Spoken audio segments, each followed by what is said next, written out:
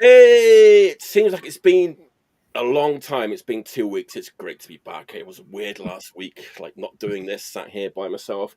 Did you miss us as much as we missed you? I bet you did. It's good to be back. Cheers, everyone. Friday night, Saturday Cheers. morning. What are we talking about? We're talking about Total Nada. Is that the band we were talking about? Yeah. Yep. That's what we've been talking about, amongst other things before we went live. Everyone knows the crew tonight. Veteran panel. Everyone knows the crew tonight. Tom's back. Daniel's back. Dave's back. Thanks for taking time out on your Friday nights to do my silly little show. Let's do the old like and subscribe. Where is it? Actually, let's not do the like and subscribe. It's gone somewhere. Let's not do that. There we go. Like and subscribe. I'll say it. I won't put the thing up. Just like and subscribe if you can. All right. Shall we get going? Yeah, let's do it. Let's do it. As usual, we've each got 5 or perhaps more records that we're going to have a great time. We're having a great time.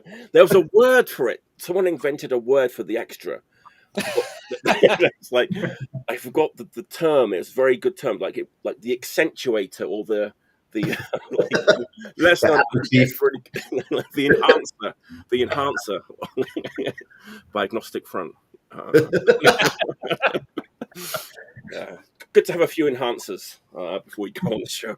Of course, right. All right, I'm going to kick off with my first pick. Just came in last week. It's a bomber from 80s Japan. I think a lot of people maybe have been waiting for this to come out in this particular format. Came out on a picture disc, a 7-inch EP picture disc originally in 1986. Now, if anyone owns this record, the original, you'll know that it came in a very thick, like PVC jacket. So most copies of that original EP, it's the PVC is kind of, what do you call that? It's kind of fogging. Yes. So most of those copies sound kind of bad. They've been living in those heavy PVC context picks. That's what these heavy like PVC sleeves for a while. Anyway, Disc Union or B.T.H Records has just kind of reissued this on a 12-inch with some bonus tracks. Of course, I'm talking about the amazing Zadkiel. Nice. Anyone? You guys not familiar? Don't know it. No. Oh, then, you're in for a treat with this one. I saw it on Tom General Speech's Instagram like an hour really? ago. Okay. That must mean he has copies. If you want to get a copy of Zadkiel, there's your man. There you go. I guess Tom has got copies. So, all right, that's nice. So, this was a band like from Tokyo, 3-piece band. I think they're around for like a couple of years, 83, 84. People call them like the first Japanese like thrash metal band. They're not really thrash metal. It's just complete Motorhead and Venom worship. People might call it like motor punk these days. It absolutely rips. That it's like, imagine like the groove of like Motorhead and the aggression of Venom, but like filtered through this like Japanese hardcore lens. I mean, they only had 4 songs. 3 of them are like super fast. It's like No Sleep to Hammersmith sort of speed on 3 of the tracks. And the other track is my favorite, actually. It's called Head Raver. And I love this track from them. It's like a mid-paced song. They kind of steal the riff from Venom's Welcome to Hell. Okay. Just play with it a little bit. Just the perfect, like, mid-pace, like, you can imagine, like, how good it is. That's always been my favorite track from this EP. But so it's got the EP, a track that was on a flexi, and some live tracks, which, they're okay. Apparently they're a really good live band. But I mean, back then there was a real like big connection with like Japanese hardcore and like Japanese metal. Like Japanese hardcore was not afraid of like metal, back then. There's like a big crossover with like the hardcore scene and the metal scene. So Yeah, the original was on Hold Up Records or Noise Room Records, the original EP, which I believe was originally owned by a member of Systematic Death. Okay. Originally, and then someone from Lip Cream was involved, and eventually it went over to the guitar player of Ghoul. Max. Okay. He was the owner of that label. He kind of took care of that label, so that came out on his label back in the day. Yeah. You said it was a picture disc. It originally came out. Originally, it was a 7-inch EP, 33 RPM picture disc, and pretty much every copy sounds kind of bad. And you can still get them; they're not that expensive to find. But what was on the picture disc? Was it just like the band logo, or was it a picture of the band? It's like like a Steeman kind of thing, and then the logo on the other side. Oh, okay. You've probably seen it and just thought, "What the hell is this kind of thing?" I mean, yeah, like I very well could recognize it, but just like the name's not ringing a bell. Zadkiel, yeah. I mean, just okay. It has some kind of like, I'm going to say notable members. They're not that notable, but I guess they are kind of notable. Like the drummer was in this band called F.O.A.D. I'll give you a bit of a history lesson here. F.O.A.D. was a band that like people from Tetsuare and Mobs and were in, and they were on this. If you remember this, the Attack of 4 Tribes comp. Oh yeah. Yeah. Oh, okay. F.O.A.D. were on this. It's one member of Zadkiel were on this, and then just to show the sort of the punk metal thing, this was another Hold Up Records. Yes. Yeah. Right. It's all tied in together. And then the bass player was in this band called Doom, a Japanese Doom, who were on this compilation, the Skull Thrash Volume 1, which had the very first vinyl appearance of X Japan. That's where I know that record. Yeah, it's like their very first vinyl appearance. Rose were on this, and then Doom. This is the bass player, insane bass player. Yeah, I was just going to ask, what do they look like? Do they look cool? The bass player looks like? That's all we know.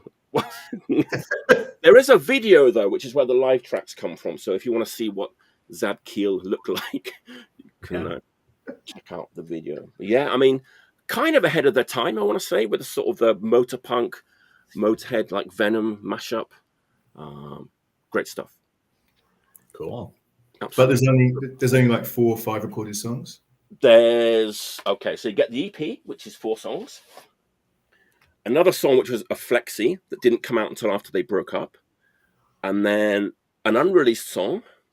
And then the other songs are from like a live video. So it's 10 songs. But really, it's all about that 4-track EP, really. You're only playing side one, really. Yeah. But it's so worth it. Honestly, even Tom likes it. He's not usually kind of a metal kind of a guy, but he's a huge fan of this record too. So, yeah, Nice, very nice. It's nice to have it on this format without the sort of picture disc and the PVC sleeve and all that kind of stuff. So, yeah, I'm intrigued. I'm gonna have to check that out for sure. It's pretty great. Yeah. Even if you think you don't really like metal, it's great. Yeah. Sounds good. All right. Tom, what's your first pick?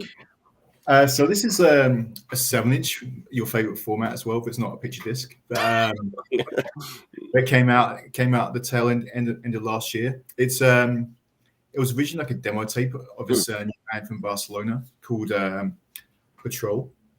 And it's they kind of came out of nowhere, but it's members of a French band called La Lulis,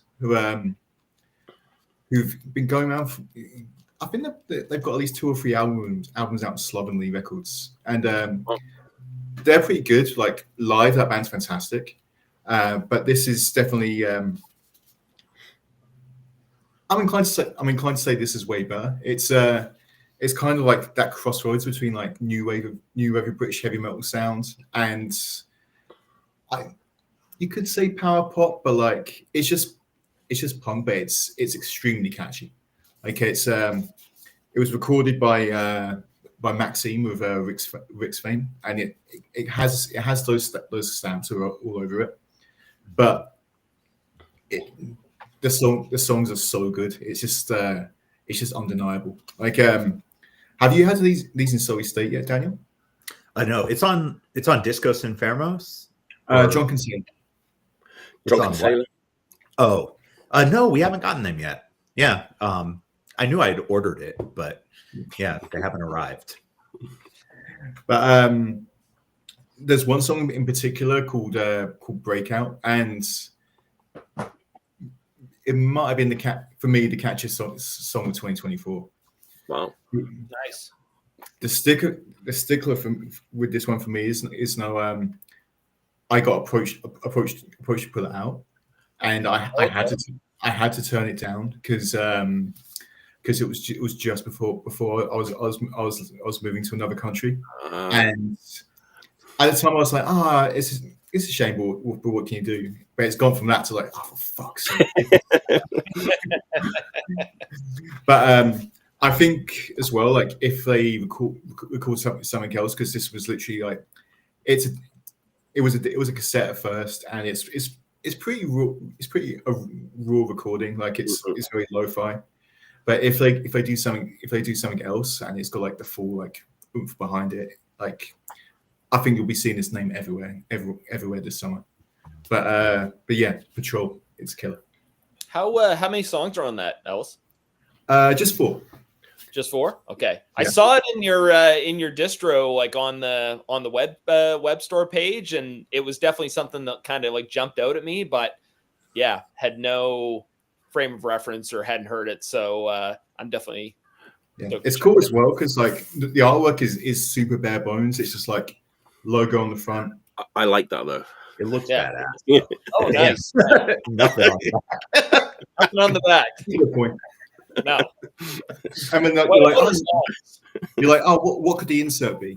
And in case you were wondering.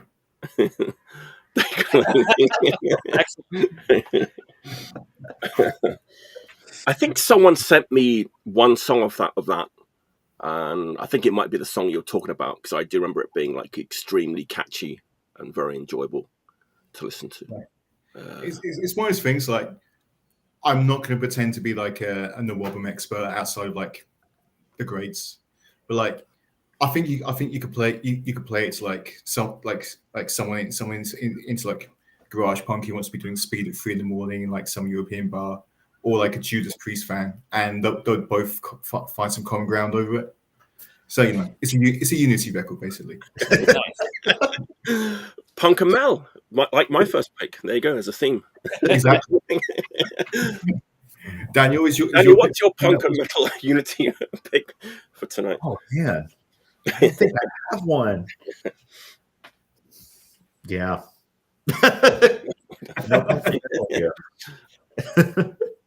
Don't worry. What Wavy displays punk and metal now is fine. Yeah. Cool. Well, is it my turn then, or are we moving on? Yeah, go on. Cool. Go Yeah. So first, I have an update. Oh, okay. So last time I was on the show, I put it out into the universe that there was a record I was really looking for, and it came my way. So thank you. What are you listening to? That is Ratsia's from Finland, which is like awesome and not my pick.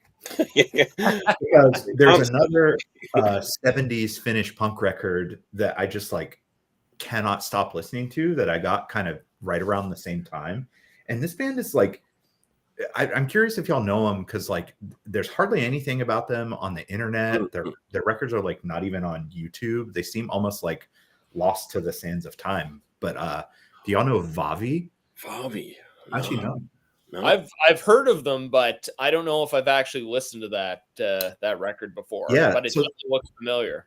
So they have this, and then maybe as many as like half a dozen singles, and they are killer. Like this record in particular, to me it's like right up there with like Razzia and the like early Apu Normali records. Like totally sounds like 70s UK punk, like great recording, big kind of like Buzzcocks guitar sound. They also have that kind of Buzzcocks way of, you know how a lot of the Buzzcocks songs kind of have that like slightly angular feel to them, you know, the ones that aren't just like straight pop. They have a little bit of that too. So like they kind of have those big sort of poppy highs, and then you know, go off into these more like sort of jagged, like, I don't want to say like wire, but yeah, like the Buzzcocks kind of B-sides and album tracks. But yeah, man, I just like cannot stop playing this. And then I bring it to work and play it when I'm packing orders, and I let my wife borrow it. She's a potter, so she works in this big art studio, and there's like big speakers there, and they play records and listen to them. And when she played it, everybody was just like, "What is this? It's so good!" Wow. So yeah, it's like, I mean, it's up my alley. Like I love like 70s like song oriented punk. It's a Sunday night punk record basically. Is it on Johanna? Yeah, this one's on Johanna. Is it Johanna? Yeah. Listen, it's probably just not knowing how to speak, or I don't really either. Yeah, I think all their singles are on that label too. But I've only gotten one of the singles so far. They're not expensive, but it's just like, you know, you got to be patient if you want to catch them all. But is that record from the same time as like Razzia and everyone else? Or yeah, for sure. Let me see if it has a date on it.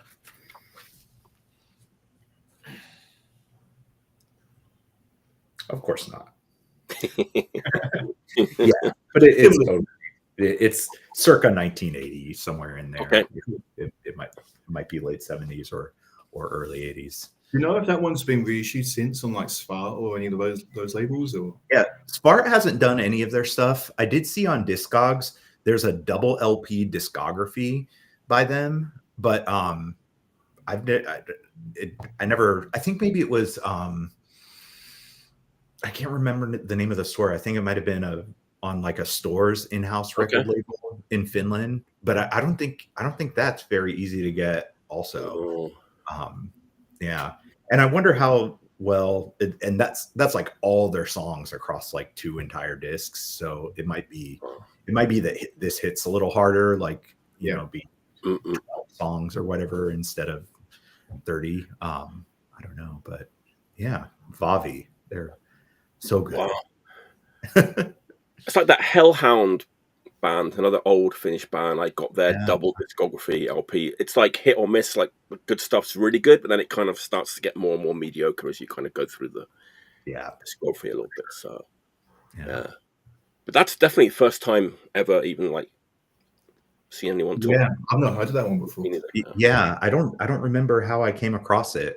It might have just been like, you know, listening to every Finnish punk record I could find or something.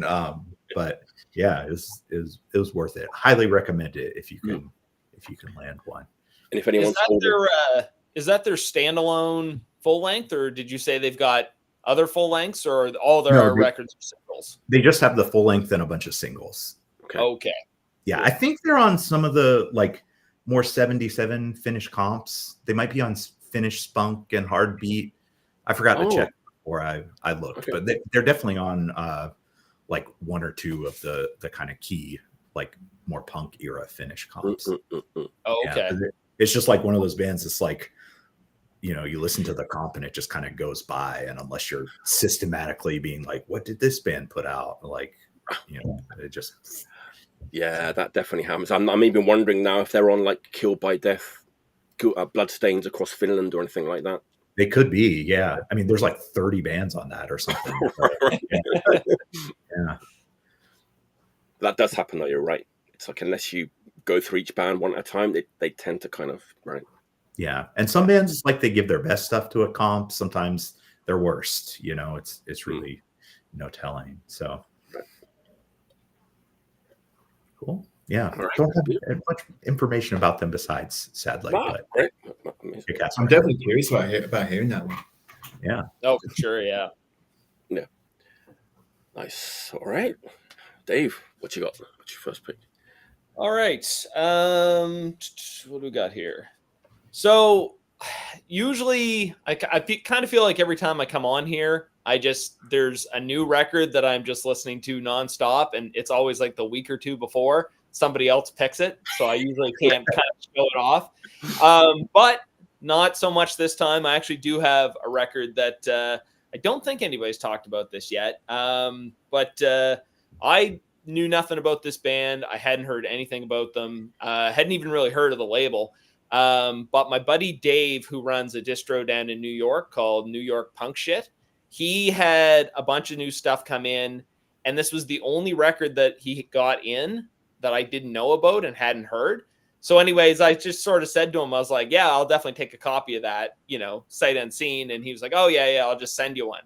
So he sent me it and I got it in the mail and I was like, holy shit, this is fucking incredible. And I can't stop spinning it. It's, hardcore for hardcore. It's Identity Shock, the Traces EP. Fuck, man, this is just like, it's got that kind of like Direct Threat, like shaved noggins and combat boots, like hardcore approach, but it that with like the fucking Reek Minds speed and intensity. Yeah. Wow. Like it's just fucking nonstop. It's so good. And I was talking to a buddy of mine about this record, just telling him about how I couldn't stop listening to it. And he was saying that one of the guys in this band might even be like a pro skater or a semi-pro skater. Oh. Okay. So I don't know if there's any truth to that or what the deal is with that, but I know that they didn't make too many copies of this. I'm pretty sure it's sold out from the label. I don't know. Did you guys get any of these, Daniel? Yeah, we did, and they sold out in like 1 or 2 days. Okay. Yeah, I think it was one of those like kind of feeding frenzy records. Yeah, and that's kind of the impression that I got, because like I got this in the mail and everybody kind of told about it was just like, yeah, I can't find it. So it was just like I don't know what to tell you. But I mean, if you can find a copy of it, like this is just like I said, not so much like hardcore punk, even though it is punk, but it's like hardcore for hardcore. It's good shit. Yeah. So, and that's on Designated Moshers, is the label. These Designated Moshers. I am not one of the Designated Moshers, but I still wholeheartedly support this record and label. Yeah. Yeah. So. That label's actually released a bunch of good stuff. They did that No Idols demo. Did you hear that? I feel like there's a couple things on there that I have heard, but the label itself hasn't really like clicked until today or like recently. I know Jim Shomo from Philly, he was posting today about new band they just released a demo for, and he said it's like one of the better live bands or one of the best live bands he's seen in a while. And so I can't remember do you know what the name of the band is? Oh, the one that just came out like yesterday or something. Yeah, today or yesterday. I can't remember their name. Yeah. But anyways, it's like as soon as I saw that and I saw that label was putting it out, I was like, okay, that's on my radar to check out going forward. So, that band, No Idols, are actually playing here next weekend. Like, is it like a similar thing or? No Idols are much more like 80s sounding to me. Oh, okay. Yeah, they're like, let's see, who would they sound like? In just kind of like the Discord vein or something. Oh, cool. Really like meat and potatoes hardcore. That band is, I think on the demo. Do you know Robin from DC that was in like a million bands? He was in like Protester and Red Death, and you don't know. He was in like all these bands. And I think this was a solo project, but now he has a band. And like Will from Public Acid plays in the live band. Oh, okay. Nice. Yeah, nice. I think they've recorded in another record or a record that'll come out soon. But that band's really good. No Idols. Sweet. I'll check it out for sure. Man, I always feel like Dave goes like super hard with all his picks. It's like, there's not much jangle pop or, prog or folk. Hardcore. I don't know. Well, the night's still young, Mike. I mean, eventually, right? I love it. It's great. I can't follow that up. So let's we did sort of mention like new wave British heavy metal, like hard rock or heavy metal for punks. This very, very tentatively ties in with that. I thought this band was gone. I think they might have broken up. Like their last record was 10 years ago. They're from Washington, Olympia. I've loved them since their first demo came out. They were on Relapse for a bit. They were on 20 Buck Spin for a bit. Their new record's on another label again. Of all of the bands in that huge, like, traditional heavy metal kind of world, this band has always, like, stood out head and shoulders above all of them. They just have something about them. They have many things about them that just make them stand out. I love this band, and out of nowhere, they announced a new record, new full-length LP. I was so excited. I pre-ordered it right away, and it turned up last week. It's been glued to the turntable. Talking, of course, about Christian Mistress. Oh, yeah. Man, there's something about this band. They're so organic and sort of natural sounding. They have this sort of, it's like a 70s hard rock sound meets new wave British heavy metal. People might say the production's thin, but I think it just works for this band. You know, when the guitar solo comes in, there's just the bass in the background. You know, it's just that kind of thing.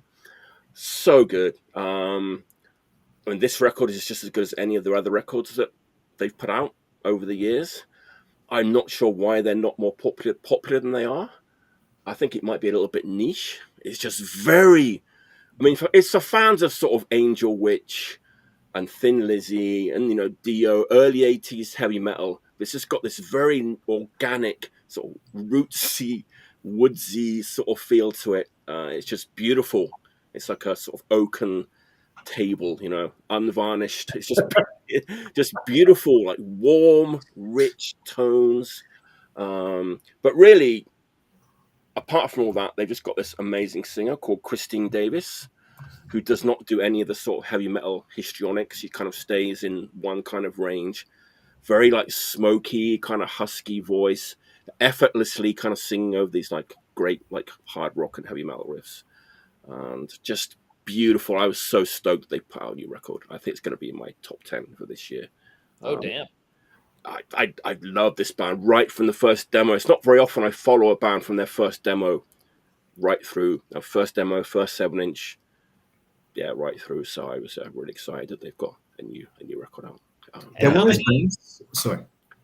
Oh, I was just going to say, how many records do they got, Mike?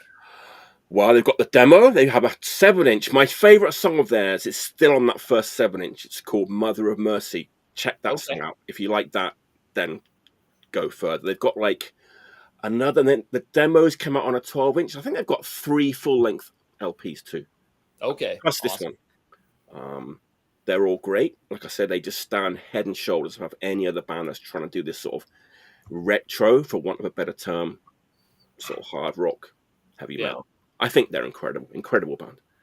They're one of those bands, like, I've not really checked them out myself, but anyone I've spoken to who's into them is really, really into them. There's no like, oh, they're okay. It's like, no. Yeah, I'm one of those people that's just like, yeah, this band is like amazing. Just quite simple. There's not, nothing too complicated going on. You know what? Someone said that the vocalist, Christine's vocals, are a little bit like a Mia Zapata of the Gits. Oh, really? Which I kind of see what they're saying. It's just that very sort of husky, smoky feel to them. But yeah. Yeah, what label is that on? Because like I had no idea that record existed. I know the band just came out. It's on a label called Cruz del Sur Music. I think they're Portuguese. They put out a lot of heavy metal. Okay. You know the band Tower from New York? Not Tower 7. There's a band called Tower. Yeah. Another traditional heavy metal band. They're putting out their new record too. That's coming out next week. But they're kind of like almost like a sort of high roller kind of a label. They don't do much reissues. They do a lot of traditional heavy metal and like retro hard rock and stuff. But good label. I remember I did one like video by myself where I talked about the Tower record because I loved it so much, and they were like super excited that someone actually sort of talked about the record that they put out. But yeah, I think they have probably got a decent distribution stateside, I would have thought. But yeah, Christian Mistress, Children of the Earth. Can we see the photo of the band in the back? You can. There you go. There it is. Oh, there we go. Yeah. No sort of fancy stuff going on, right? Schlubs. Yeah. I like it. Yeah. In a barn, maybe? Or in a field? I don't know. I mean, as you do, right? Barn at night. Yeah. Great record. Great band. Right. That's my second pick.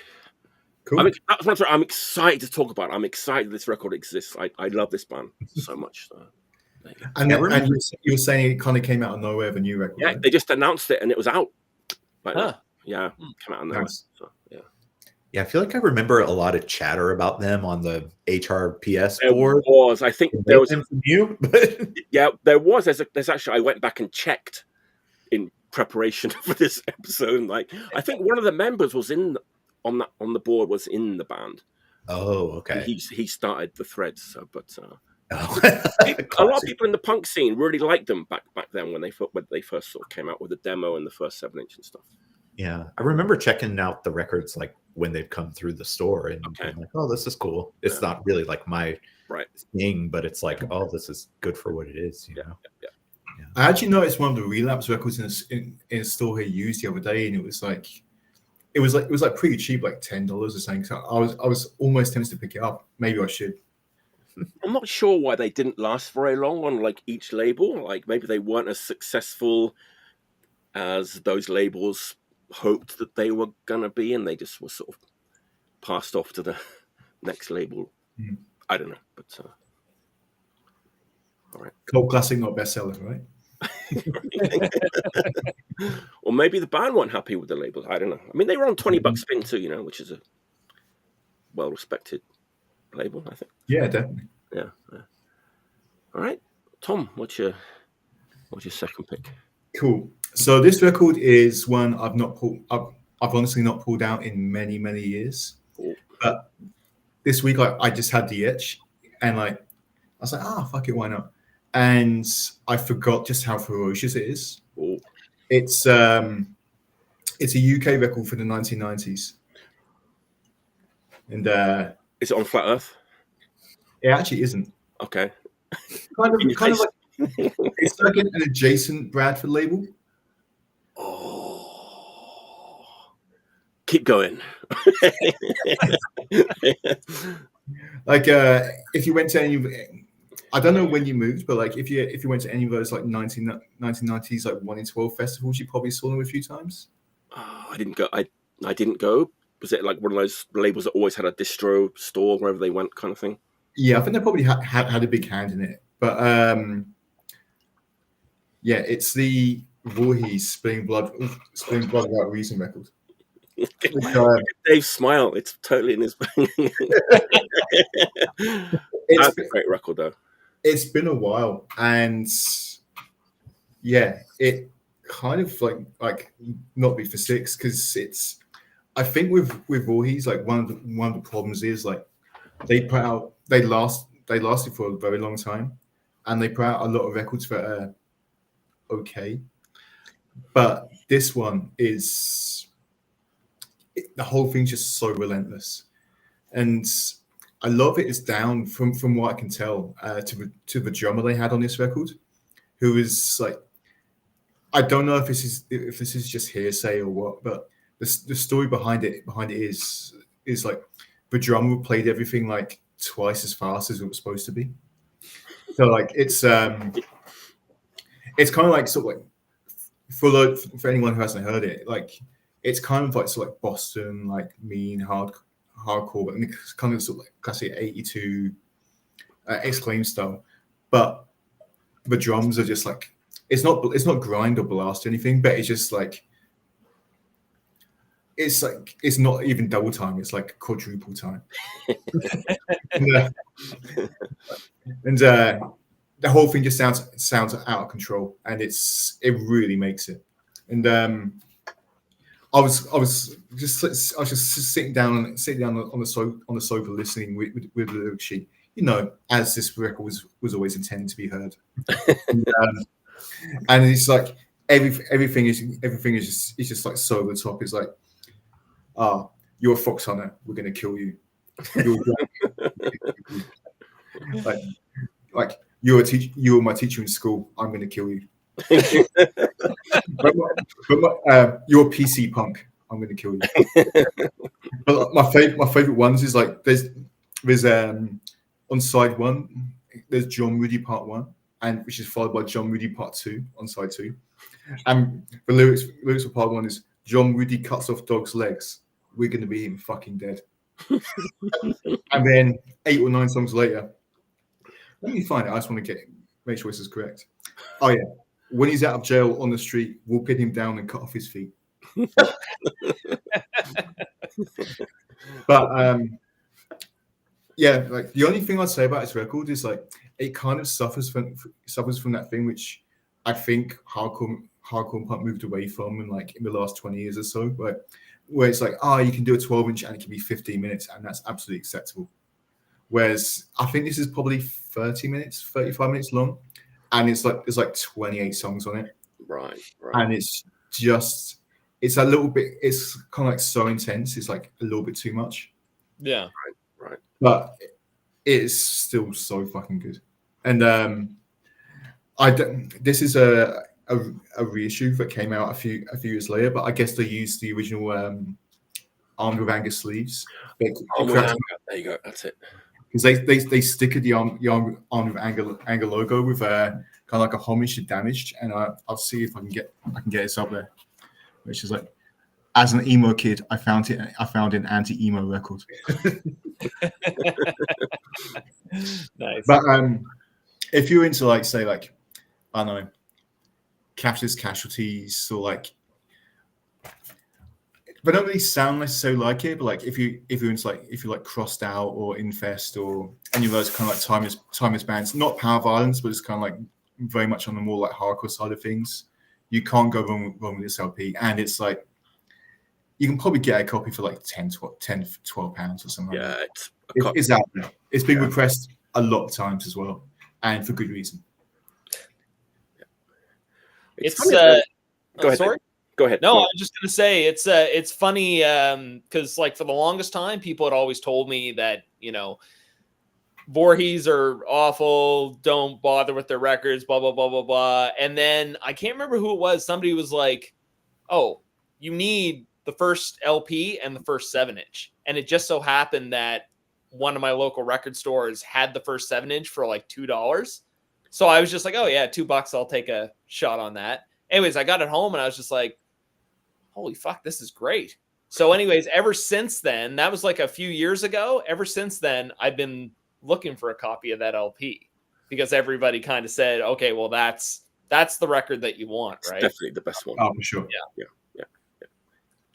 Didn't they tour the States with Earth Crisis or 20? It was 25 to Life and Hatebreed. There you go. That was that's a triple header if there ever was one.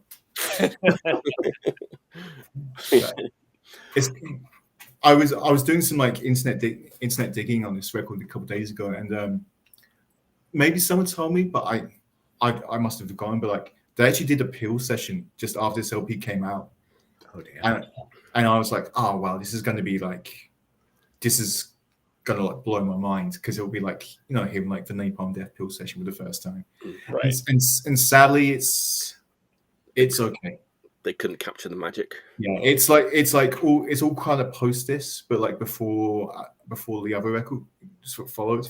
Right. So it's cool, but I was I kind of expected my mind to be blown, and it wasn't quite there, sadly. But what can you do? Yeah. There's still this one, so yeah, that's right. This is actually the other thing as well. This reissue has bonus tracks, which is normally I normally hate on reissues, to be honest, because I just want the LP. Right, yeah. But this one's actually done quite well, because it's a lock groove at the end of each side, and then you can lift it over, and then it's the bonus things. and it's them covering like "Gimme Gimme Gimme" by Black Flag, which is fine. But they also cover "Raw Power State Oppression," which is kind of cool hearing it for like that slightly tougher like mindset, less cowbell, but like so. It's yeah, true that Bradford had that sort of militant, like sort of straight edge hardcore scene alongside, you know, all the like crust stuff as well. Yeah, because this like they were from, I want to say maybe Durham or something like that. So, but I think it was all kind of like a melting pot because you had like Armed with Anger, Flat Earth, Subjugation, maybe on the emo side of things, and it was all kind of mixed up. But I don't know, I like that. Yeah, but I do like the idea of like you get like, I don't know, an emo band with like, you know, someone like wearing beads and whatever, and like John Moody Part 2. It's like if you look at those 1 in 12 club comps, there's so much like variety on those records. Oh, for sure, yeah. Remember that Ironside? Remember them? I remember seeing like the cover of like the guy crucified on the X, but or like a demon or whatever. You know, these things happen. Just kind of interesting. All that stuff was going on at the same time. You know, in the UK. Yeah, pretty cool. There was the label that did this record as well, Armed with Anger. But they used to do this thing called the Mail Out, and you'd send like £2 every 3 months, and you'd get sent like an envelope with like pretty much every distro in the UK's flyers and for like fests, distro list. But you get like 50 or 60 crammed into these packages. And I remember like I was probably like 13, 14 years old sending off, and like when it came, it was like Christmas time. Even though like you couldn't really afford to actually order any of these records, it's like just still at school. But like it was I guess there's no real equivalent to anything like that now, apart from like just scrolling online. But I definitely used to trade records with that label when I used to do the MCR. That was one of the labels where you could actually sell like the stuff that you traded for. You know. I'm trying to think what the other bands on there were now. Like there was like the Stalingrad like picture disc. Kitchener? That's Flat Earth, right? Kitchener. Yeah. Maybe Flat Earth, maybe even Tadpole. Keto, maybe. Keto. Imbalance did a record on there, but I can't really remember anyone else right now. But again, probably this one for Jewel in the Crown. So. Boys. Amazing. All right, Daniel, what's your next pick? Cool. Yeah, it's been winter time in Raleigh, and I mean, as much as we get it, you know, but there hasn't been a lot going on in town. I've been spending a lot of time like in the evenings, like just sitting on the couch with my iPad, like trying to find out about bands I didn't know about. And a few months ago, I got on a real kick of like listening to 80s German stuff, because it was just like such a big blind spot to me. And Right. It's kind of cool to like check out stuff that like no one cares about. It seems like no one gives a fuck about German hardcore at all. So Right. when I would kind of find stuff, it would often be pretty cheap to, you know, find a copy. And this was one of the gems I've found. It's another one that I've really like not seen anyone talk about before. It's called Treibjagd. Anyone know this one? Oh, No? That cover looks awesome though. Yeah. Yeah, the cover definitely like jumped out at me right away. And you know, it's not like a 10 out of 10 record. I would say it's like a 8 out of 10. They have a couple of like moments where they do like, I guess they're trying to do a more like anthemic kind of song, and I don't like those as much. But the majority of this, and it's like 15 songs, is just like ripping hardcore. Something about it sounds kind of like Finnish a little bit. Like the vocals are really like sort of like rabid animal style, you know. Yeah. But yeah, I don't know anything about it. I don't know anything about the label. Rat records is just one of those things where like you see it online, you're like, oh, that cover looks cool, and then you listen to the song on YouTube, and like, oh, I can get one of those in my hands for like $30 or something. So yeah, it's it's worth checking out if you see it. Yeah. The only old German thing I got recently, which is not obscure as that, is the MAF. I don't think I know that. Oh, AF. Yeah. I think I got the sort of partial discography LP. There's another one for you. Yeah, this one's really like gritty and punk sounding. I found a lot of things that like, I feel like a lot of German hardcore has that really like, you know, scissor beat kind of like not grooving at all kind of sound to it, but it's always like super like punk. I find, you know, well, later on it gets a little bit more metally and what have you, but in the early period, it's very punk. And we talked about this before, but no Discharge influence. Yeah, that's I would say that's kind of true of this too. It doesn't really sound very Discharge-y. Yeah, which is weird, like, you know, considering how big of an influence Discharge was in other countries, but Germany was not really influenced by Discharge so much at all. Yeah, just like trying to pick apart what's happening in Germany, I just like, it's like a mystery to me. I know it's like a country that's like really a bunch of smaller countries that all kind of have their own things going on, but it's like, I don't know, Germany's a black box, you know. It's like when you were talking about all these places in the UK, I'm like, and then in the 80s, like mid 80s, it sort of went super rock with like Jingo de Lunch and like Sperm Birds going really rocky and like, you know, very strange trajectory. But I love that mid 80s stuff too. I love that kind of mid 80s period of German punk too. But I've got a German record in my next pick, actually. Cool. I should have grabbed some context picks for this. 100 of those. I think I have context picks for everything else. But German record, like that record, it feels like contextless to me. I listen to it, I'm just like, where did this fucking thing come from? You know? Wow. All right. Dave, what's your next pick? Okay, I was gonna zig, but now I think I'm gonna zag after Daniel's pick. All right. So speaking of countries that you know, are not necessarily always talked about as having this, you know, epic hardcore scene or classic hardcore records and stuff, one country that comes to mind is Belgium. Now, there's one record that is criminally underrated. It's kind of one of those things where, you know, I can't really figure out why, just because it is as raging and as dark and evil sounding as it is. Give us a rough ballpark of the date. Early to mid 80s. Okay.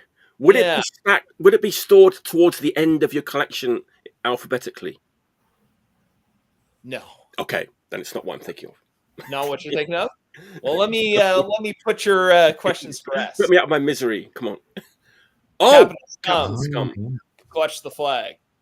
So I first heard the title track off this on the Killed by Hardcore comps, which I still think volumes 1, 2, and 3 are just like mandatory listening for anybody that wants to get into, like, you know, classic international hardcore.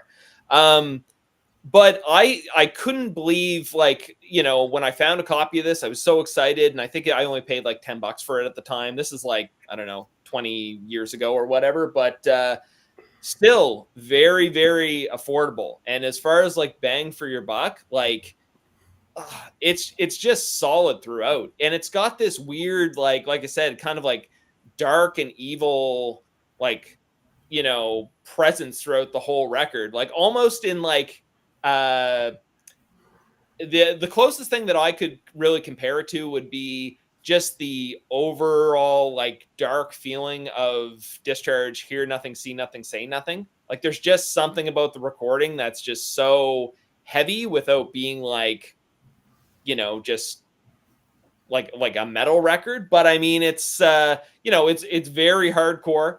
And that like on the Clutch the Flag, like he does this oof, like this grunt, and it's just like makes like the whole fucking record like just that much better.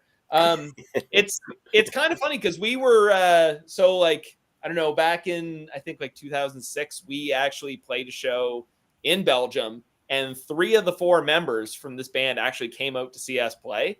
And so we got to hang out with them and stuff, and we were chatting them up and everything. And they were all like super nice guys and still like, very into what was going on in the hardcore scene and stuff. But like, yeah, I mean, anybody who complains about how all the good hardcore or all the good classic hardcore records are too expensive and everything, like this is one of the ones that's like, not even like mid-tier. Like this is, I would definitely consider this to be a top tier hardcore record, and it's, you can still get it for very cheap. So if it's not on your radar, seek and you shall find. So I have to be honest, I don't think I've seen that one before. No? Do they have an LP as well? I think they've done, I don't know when the LP came out, but I'm pretty sure they've done a couple records. They also did like a full length, like semi recently. Now I say semi recently, and that might be in the last 15 years because what is time? But they definitely do have like other records out there, but I couldn't venture past that because all I'd want to do is just keep on putting the needle back over. So, yeah. Wow. Yeah.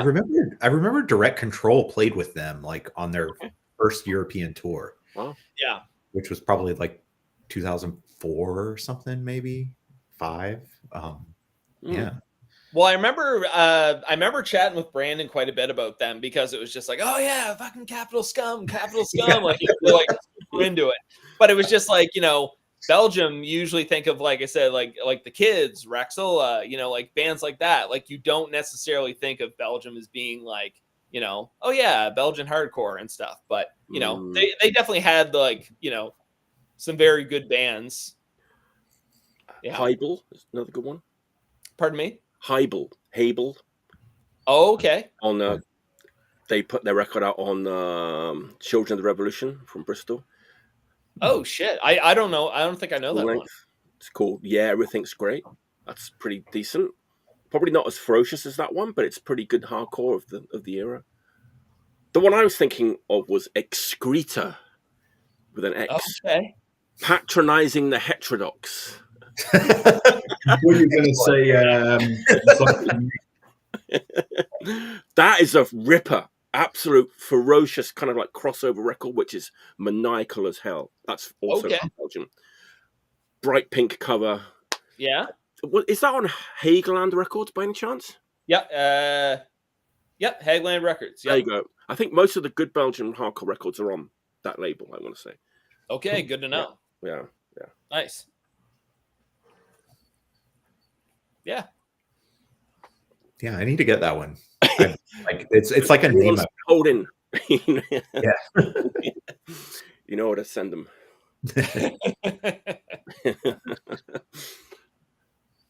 Germany. Let's talk about Germany again. This is contemporary though. My next pick.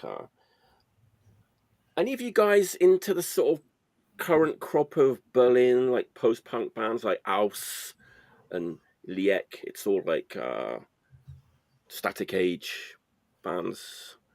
I am, but if you're not into that post-punk so much and you're thinking we want something a bit more hardcore but maybe retain some of that post-punk coldness, then there was a record just for you that came out last year. I didn't get this until a month ago or so.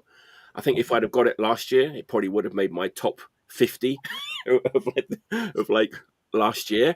This is amazing. I couldn't believe how good this record is. It was one of those ones where when I got it, I just had to put it back to the beginning again and like kept playing over and over and over again. There's a connection between Aus and Liek. I think there's at least one member of that band who's in this band. Talk about this record. It's Benzin. Oh yeah, I wrote the description for that record. Did you really? What did you say about it? I I was like blown away because I was already familiar with like Aus and Liek, and I was like, well, it has a bit of that in there, but it's like hardcore, or also kind of garagey too, and also a little bit surfy. Like the guitar playing is incredible. It's got that, you can't help but compare it to East Bay Ray. Like the guitar playing, it's like got that surf kind of thing going on. But the songs they're played like a hardcore speed.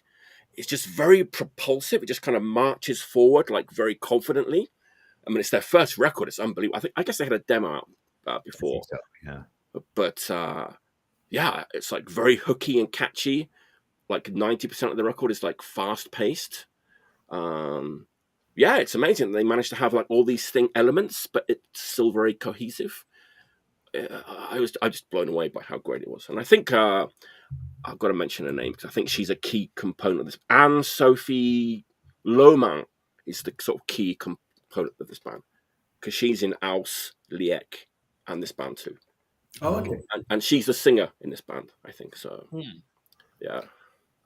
Yeah, I'm like a sucker for that style when it's like the band plays like ripping fast, but the guitar has no distortion. Yes, and like a woman singing who sings really fast and a little bit catchy. Like, and the lyrics are in German. And I mean, really, the guitar playing is amazing. It's like, kind of not too angular, but like I say, it's like not distorted. There's kind of surfy riffs. Yeah. The early sort there's like one song on there that like straight up sounds like the Hives too, right? Like a really catchy garage one. Yeah. Pretty much like all the records are super catchy, and I was kind of really surprised I didn't sort of see anybody talking about this record from last year. I think it's amazing. Just got lost in the stack of 1,000 other records that came out last year, I guess. But I've not heard that one, but like the Aus records are very cool. But it's a totally different style for sure. Yeah. But they've kept a bit of that in this music. It does sort of have a bit of that cold iciness to it, but it's kind of a bit of like early LA punk, maybe. Garagey. Check it out. Benzin. Treibjagd is the name of the record. Static Age put it out 2024, so it's out there. Great stuff. Nice. Is that basically what you said about it, Daniel? What I said, like the surfy stuff and the garage and all that kind of stuff? Pretty much exactly. In a better way, I'm sure. I just remember in that description, I started with this like long string of alliteration. Oh, really? And I was just like, couldn't stop. You should look it up. And like, I was just like, they're going to reject this. And then they didn't reject it. I was like, okay. It was really I think funny. it is hard though to have all these like different elements and to make them just very cohesive. Like nothing's like, if they'd only have like kind of not put that part of this, it would have been much better. But every little thing they put into it makes it a better record, I think, in this case. Yeah. I think records like that too. We were just talking about this at the store yesterday, when records kind of like, they're like fast and they're basically hardcore, but they're still kind of like song oriented and have a little bit of melody. Like those bands just like fall in the cracks between scenes, and like if you like them, you really like them because they can like combine the best parts of those things. But I think it's a lot of times hard for bands like that to find an audience because especially at shows, like you're sort of like trapped between two communities, Right. That's my theory anyway. Yeah, I mean it's not ferocious, it's not super aggressive, but it's like really fast, kind of thin sounding, kind of garagey. Yeah. I kind of put it in the same bucket as like Neighborhood Brats or like Consensus Madness. Yeah, that's a nice sort of late discovery from last year for sure. All right, cool. Tom, what you got? So this one's a singles collection of a band from about 15. I'll say 15. It's gonna be 20 years ago now. But it's this band, the Angry Ankles. Oh yeah. Oh, okay. Which, I'll try and get the glare out of the way, but it's. Yeah. But I guess that the main claim to fame, it was Jay Reatard of the Reatards, Solo, Lost Sounds, everyone else, and every other band from that time's other projects with Alex Brown. I want to say her name is, but I think this could maybe be my favorite project out of all of those. Wow. It's according to the liner notes, it was like when Jay was kind of like getting out of his like sort of like half metal or half like sort of like weirder punk phase and trying to bring in like more of like an adverts like Buzzcocks influence, which was just before Blood Visions came out, which is very much an adverts tribute record in the best possible way. It's a classic. Yeah. And I think that they did like 4 or 5 singles, and this is that with some extra stuff, but it's extremely catchy, and every song is pretty much a winner. Like there's a lot of covers here, but I wasn't super aware of when I first heard this. Like there's an Oblivions cover. Like I love that record, Popular Favorites, but I never really went deeper than that. But they do Memphis Creep. And there's also Devo, Blockheads, Wire the 15th, which was the first time I actually heard that song because I was quite late into getting into 154. But all the actual like all their own songs are like I don't know. For me, this compilation is gold. And it seemed as well. It kind of got like I wasn't aware of them when these singles originally came out, but like. It seems in like the grand scheme of things, like it kind of got lost to history after like those JVT records were so big, and then like the story behind them and how it kind of imploded. But yeah, this is honestly killer, and I'm sure it's still in print or available at very cheap prices. If not, so that's been on my like Disc Union wish list for quite some time now. It never shows up. Well, it hasn't showed up yet. One day, soon it will. I really like that record too. I remember feeling like that stuff, like the Wire influence, was like really, really heavy on it. Is it on that F.D.H label? This one's on Ghana. But I think maybe F.D.H did some singles. I know there was one of like P Trash at the very least, and probably a bunch of labels were doing like every single by every band, but we're kind of passing around between the 4 labels at that time. But it might even say in the liners here. But, and I think I'm thinking of the Lost Sound stuff got reissued on F.D.H because I remember we had that collection when it came in. Yeah, maybe F.D.H did like Final Solutions or like what was the synth one? I forget the name. I forget. Sound. Oh, I mean, like maybe they did like another one of the projects. Yeah, it was definitely prolific. So yeah, for sure. But yeah, many hits.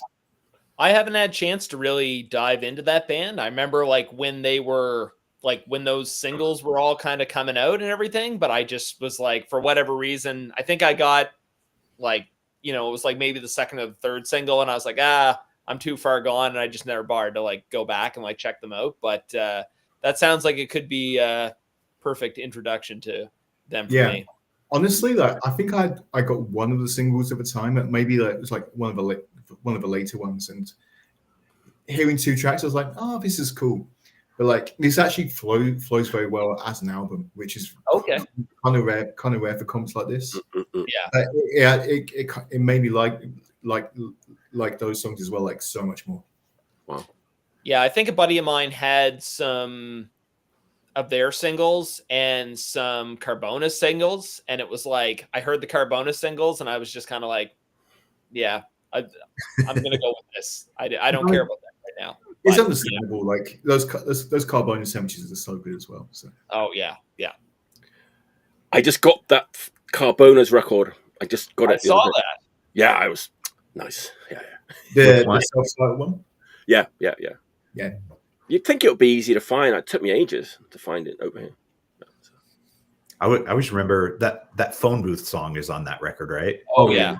Yeah. I just remember like they did like a little tour like before that record came out, and I just remember like my friend Eric calling me and being like, "Dude, they have this new song called Phone Booth. It's crazy." Like it's Wow. The thing with See, those I remember- carbonus records as well is sorry Dave, is No. Yeah.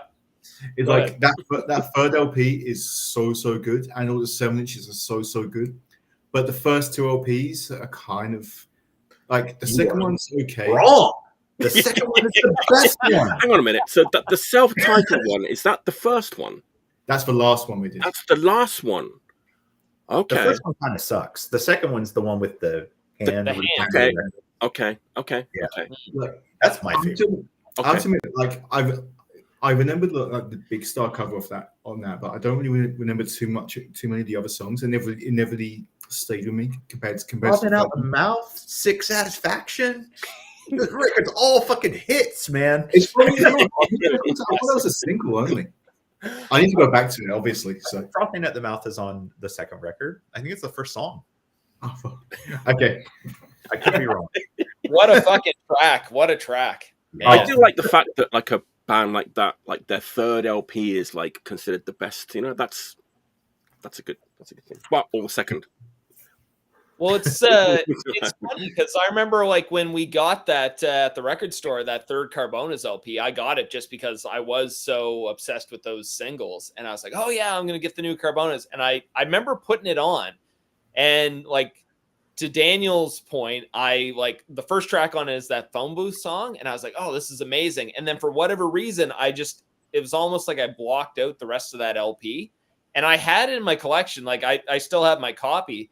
And for like the longest time, I just never played it. And I just thought, oh, yeah, the rest of it's not that great. And I think it was like maybe like 5 years ago or something. I just happened to put it on because I was like, well, I was going through my records and shit that I might sell. And I just was like, how has this been sitting on my shelf for all these years? Like, it's just, man, banger after banger after banger. Oh, So, 100%. yeah. I feel like everything they did after the first LP is just kicks ass, because like the whole like double LP thing is just like killer all the way through, I think, too. I forgot what the original pick was now. We've been talking about Angry Angles. Yeah. Yeah. But, with that Carbonas, like with the singles comp as well, is like anything that's like a double LP of 7 inches has no right to be as good as that is. Is that a double LP? Wow. Yeah, there should be like a big dip at some point, but it just doesn't happen. Yeah. That's But, all right. okay, here's like 30, 40 tracks to the same band. Yeah. Great Wow. band. Wow. Mhm. All right. Daniel, what are we on? Third pick, right? I think so. Yeah. All right. All right. So I'm in Denmark for my next. Are you? Yeah. And I was really surprised that this band was not on the list, at Mhm. least that I could find, Okay. because I thought for sure this record would be on it, which is a context pick. Oh. But the Kalashnikov Kalashnikov. 7-inch, Nice. Ripper. great fucking record. Yes. But my pick is actually the Kalashnikov album. I did Which- not know they had an album. Yeah, it doesn't get a lot of talk. And it's never been reissued. And I talked to Jakob from Adult Crash, and he said that the band hates this album and won't have it reissued. But I think it's really good. Like there's maybe 2 or 3 songs that are like, hardcore songs that sound like they could have been on the 7-inch. And then the rest of it kind of spreads out a little bit. And to me, it really reminds me for some reason of kind of like Eastern European post-punk. It has this kind of like coldness, but melody about it. It's like sort of in the vein of like Sikira or something, like the Noag Alexandria. Yeah. And, when you could sort of put those two things together, that like post-punky thing, and then every once in a while they bust out like a hardcore ripper. It's just a really good LP, like all the way through. The recording's great. Like her vocals sound awesome. Like I just like every time I listen to this, I think about how Jakob told me the band hates it, and I'm just like, why? It's so good. I didn't even know there was an LP. I'm sort of really blown away at this moment. I found out that like there was one like a few probably like 5 years after hearing the sandwich for the first time, and I saw the artwork. I just assumed it was going to be like a bad new wave record or something. Just because like no, you think for the amount of praise the sandwich gets, like someone would have mentioned the LP. It looks very sort of 1988 We Bite Records kind of. Yeah, I feel like it looks like Saved by the Bell or something. Yeah, it is like there is definitely like a lot of like new wave post punk influence, but like it to me there's nothing wrong with that, you know. Like I love like Susie and the Banshees, and you know that. And if it works, it works. You know? Yeah, exactly. And I feel like everybody I know who has listened to it like feels the same way. Like, it seems like the only people who hate on it are people who haven't really like given it a chance. But yeah, like when that when their 7-inch got reissued, like when Adult Crash did that, I remember like finding out about the LP then because I didn't realize that they had put out an LP as well. And I remember like that was probably the first and last time that I listened to it, but I remember it being like pretty good. So yeah. Is the LP like fairly cheap and available compared to the 7-inch? Or I mean, I had to pay a bit for this. I think. I mean, compared to the 7-inch, yes. I think I maybe paid like $50 for it. I got it at a store in Copenhagen at Cape Town last year. Makes sense. Yeah. I should check that one out. I'm excited. I mean, true. I had no idea there was an LP. That's amazing. Yeah. Hey, Jeff's corroborating there. He is. Let's see what Jeff said. Shall we? Let's bring it up. There we go. Yeah. Yeah, there you go. Different. Nice. Different direction to the. Yeah. Which happens, you know. Yeah. Well, but I mean, there's still some ripping stuff on it. You know, they don't totally change their sound. Wow. Cool. Yeah. All right, Dave. What's your next pick? All right. Well, I guess I will volley off Daniel's pick there, and we'll stay in Denmark. Wow. There you go. Yeah, so I feel like the last time that I was on here after we shut everything down and we were just chatting afterwards, this record came up just because of what we were talking about. And I was kind of surprised that nobody else had really like heard of it. And it's funny because it's come up in conversations a lot in the past month, and just because of the other bands associated with it. I hadn't pulled it out in a long time, but it's single by Dig and Mig. So basically it's Robert, who was in Vicious and Mass Hysteria. So after like Mass Hysteria, or around the end of that band, he did this project with this woman here. I'm not sure what her name is, but it's kind of it's just really good, like lo-fi pop songs. And it's like kind of like rough around the edges, but it's still very, very melodic and everything. I think this came out in 2011, and it was released by Repo Man Records, which was Thomas from Gorilla Angreb and Andy Pearson's Army and stuff. So it was released on his label when he was still running the record store in Copenhagen. And they always used to do like a really limited run of like 7 inches. So this is like 125 out of like 184. But it's, I mean, it's like a 4-song 7-inch with a silkscreen sleeve, like rubber stamp labels. But it's kind of surprising, like the amount of people that, you know, are huge Massistery fans or like Vicious fans, and they are kind of unfamiliar with this. Now this came out in 2011. They did get an LP that came out in 2012 on Universal in Europe. Now, I don't know it. Don't vote for it. Can't say anything about it.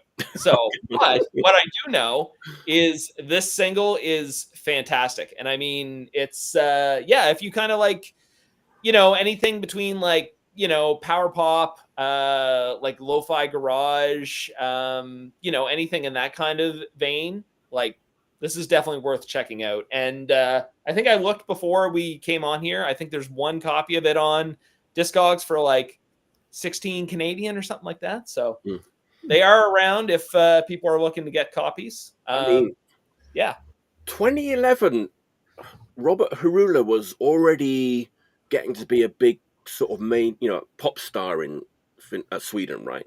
Right. Denmark. Sorry. Sweden. Denmark, yeah. Sweden. Denmark. He's Swedish. Yeah. He's Swedish. Oh, Swedish, yeah. Sorry. Yes. Yeah. Yes. He is Swedish. Yes. Yeah. Yeah. That's funny because like a lot of the, like his other projects preceding his rise to fame have gotten kind of hard to get and expensive and stuff, right? Like massive stereo records and all that kind of stuff. Because I wonder if that record came out around the same time as the Omdi Peterson's Army record, because it seems like Discography or yeah, because like I feel like he did like a few records like that were like really limited and had like printed sleeves, and like you could not get them. You know, I know that slightly later, but I'm not. What's that? Oh, really? I think the LP, the comp LP, might have been like 2013, 2014, but I could be mistaken. The Repo Man, I think they did a handful of those, like, you know, kind of limited 7-inches. I'm probably gonna butcher the name, but it's like De Hoge Hell, which is like the high heels. I don't know if you guys remember that 7-inch, but I think that might have come out prior to this. But again, it's like a 4-song 7-inch, like super limited.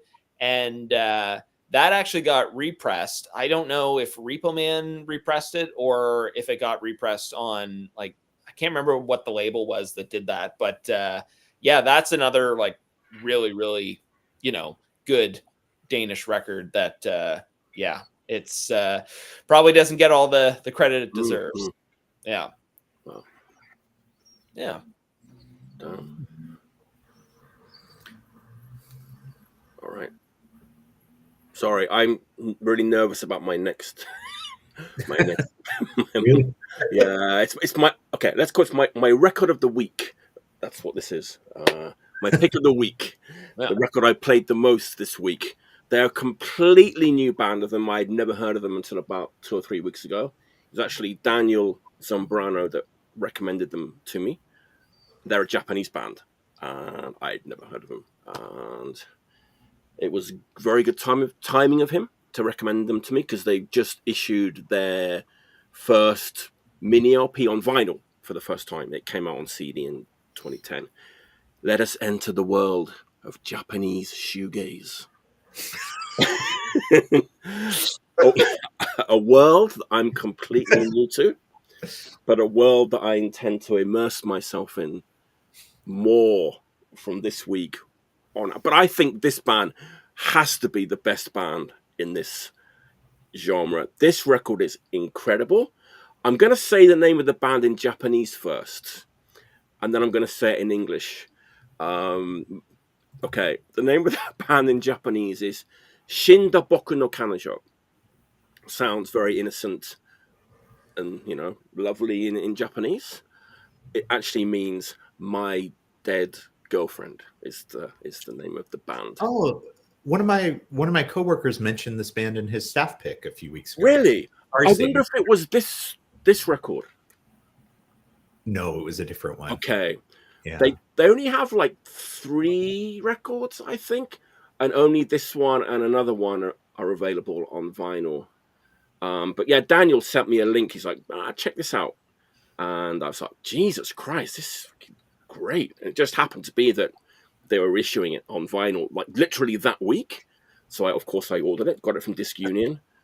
Man, if anyone's ever been to Kyoto in the winter and like walk through a graveyard when the snow is softly falling onto you, this is what this record sounds like. Maybe you're dressed in black, pasty faced, oh my God, it's like, okay, let me try this. So you know how like baby metal kind of mixed Japanese pop and metal, and people kind of like it? This ain't that. What I mean by that is I think like the Japanese pop part of baby metal is kind of successful, but the metal part isn't for me. This band kind of mixed Japanese pop with like shoegaze guitars and textures, and it works absolutely perfectly. I think they have 2 female singers, and they're very close to you. It's that very up close to the microphone thing. I listened to this record this morning at 4 a.m.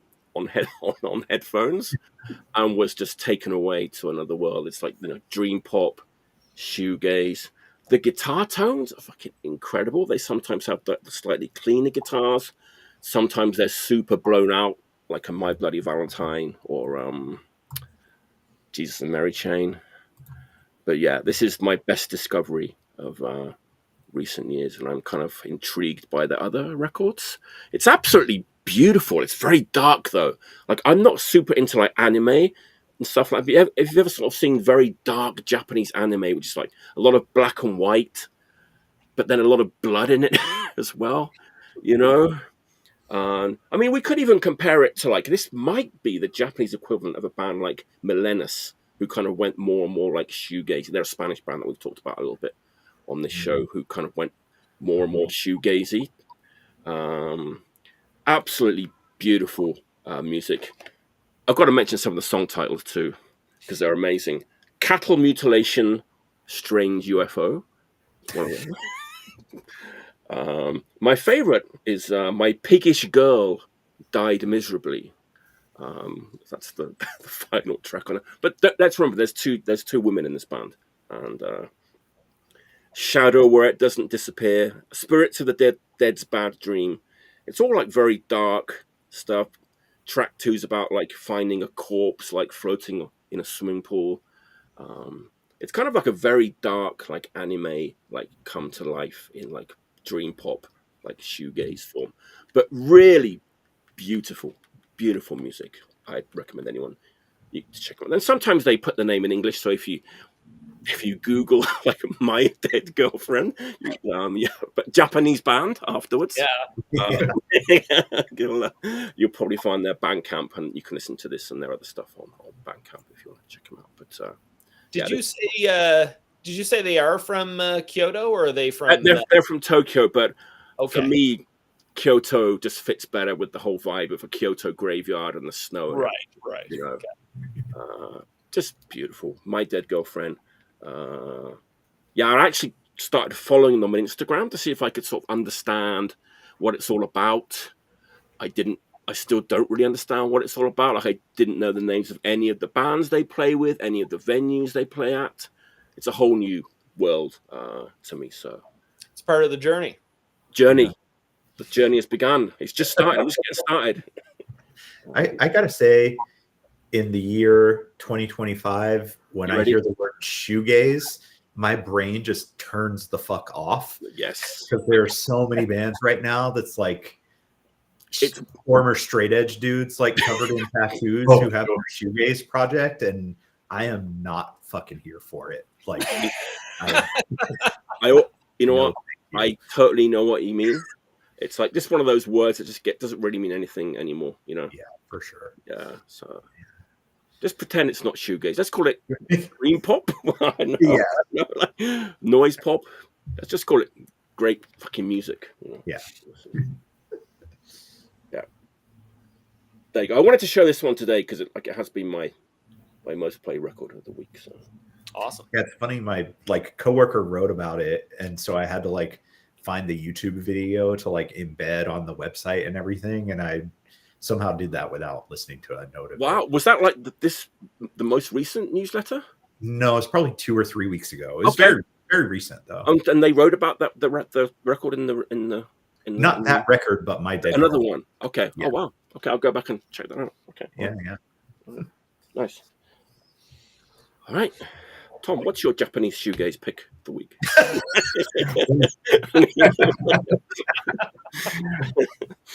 Okay, this is a bit of this one's a bit of a choose your own adventure one, which I'm going to put forward to you to decide. So, option 1 is a record I think is very interesting, but honestly, I know nothing about the band. Okay.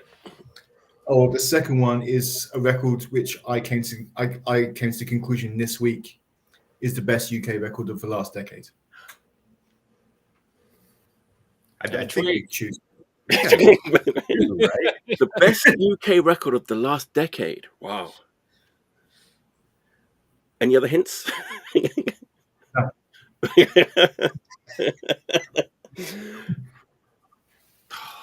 I gotta find out what the best UK record of the last 10 years has been. Yeah. Okay. So it's actually of the Did you 10s, not the 20. I did not. I wish I did. I did not.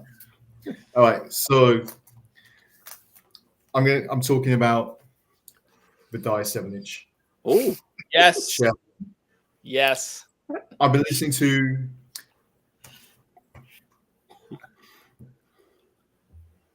It's been a couple of years.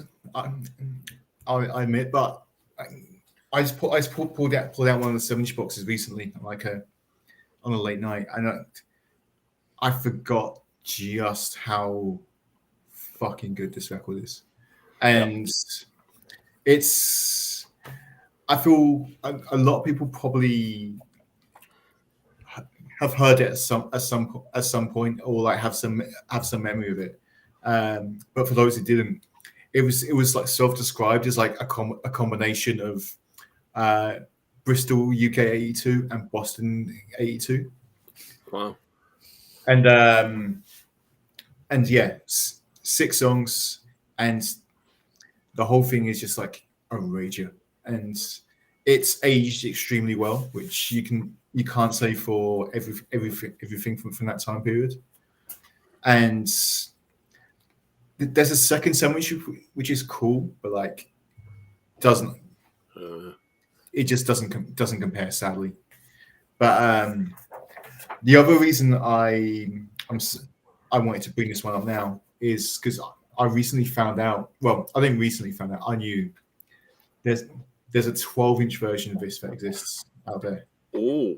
There's only a handful of copies, and I really want one. So if anyone here is watching it, by chance has one, I will pay good money for it. I'll give you some money for it. Is it just a test pressing, or Yeah. So it was exactly. This is total Ralph guitar. Like What is this Ralph guitar sound of which? so Ralph Simmons, who's played in countless bands over the last 15 years. He's currently in Subdued and Second Death, but was playing in Permission, No, what Correct before that, Die, and various other projects. But he has this special guitar tuning where there'll be 2 guitars and one's tuned slightly further down than the other, so it sounds like they're essentially working against each other. But and this is someone who's not a guitar player, so I'm trying to describe this in a way that makes sense to anyone else. But it's on this, and it just sounds like you remember the classic Discharge line, like the enormous door slamming in hell, wherever it is. That's kind of what this record sounds like. And the only thing that slightly holds it back is the vocals have this slight American accent going on. It's very slight, but it's just and that's like the one thing that takes away from this. Apart from that, and like the kind of digital paper the sleeves printed on, but I'm the only person who cares about that. But yeah, like I think in the grand scheme of things, like the 2010s were a very good time for hardcore in the UK, but this record is the cream of the crop. Wow. And again, you can probably buy it for like less than £5 because it got pressed a few times, and it's worth every penny tenfold. Wow. Yeah, I remember seeing some. I never got to see them play live, but I remember seeing some footage of them playing in New York. And Tim is wearing like the Union Jack shirt, and the whole band is just ripping it up. And Tim's not even really playing his bass; he's just fucking smacking it, just like hitting it. And I was just like, man, what I would give to be there right now, witnessing this. But yeah, I did grab some copies of that record to distro when it came out, and yeah, still to this day, I agree with you. The second one is like cool, but it's like that first one is just like, man, what a fucking mark to leave.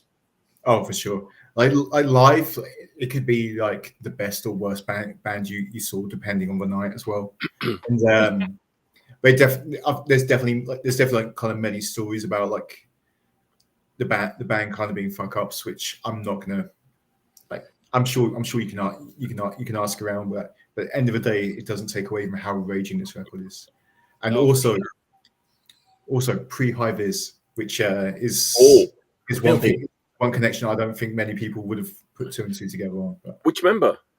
It was Ski who was playing guitar, and Rob was playing guitar for them at one point as well, I believe. Wow. Like they had a fairly open door lineup, but yeah, like Ski is, I'm pretty sure, the main songwriter in that band, High Vis, and Rob's the guitarist in that band. The singer disappeared to Australia. I'm not sure what happened to him, but everyone else is still around doing stuff. But only two people went in the post punk, not quite shoegaze direction, but give it 2 more records. Wow. Yeah, raging 7-inch. I'll check it out. Yeah, cosign. I wish I could have seen them. Everyone seems to like this record. I've got to check it out. Yeah, really good. All right, Daniel, what's your fourth pick? All right. So we got some more context picks. I've been interested in stuff from kind of behind the Iron Curtain lately. Another world that's kind of like closed to me. And I wrote a staff pick in the Sorry State newsletter the other week about this cassette I got. It's called Greetings from Bulgaria. And I think it came out in the mid 90s, and it's the A side is all 80s bands from Bulgaria. And then the 90s side, which is not that great, is kind of contemporary bands from the mid 90s in Bulgaria. And I did find one of the 80s artists on there managed to put out an LP, and I managed to find a copy. Look at that. Wow. Yeah, it's very cool. It looks, I don't know, that it looks like when you see like Polish records or like other records from Eastern Europe, like super flimsy paper, like slight musty smell. The music is cool. I was kind of hoping from her style it'd be like a little more Susie and the Banshees. It's kind of pop, but it's pretty cool. Wow. And then this was another one I found recently. Is this is a Slovenian band? So I guess not. Or was Yugoslavia kind of in the Soviet sphere of influence? But I also found this Borghesia LP. This was kind of like it's like a sort of wax tracks sounding thing, like a post-punk industrial thing. But I've been, it's kind of wanting to choose something from Eastern Europe. And when I thought about it, I was like, I should just check to see if like the best hardcore record from there is on the list, and it wasn't. So my pick is UBR, Opus Delicti. Nice.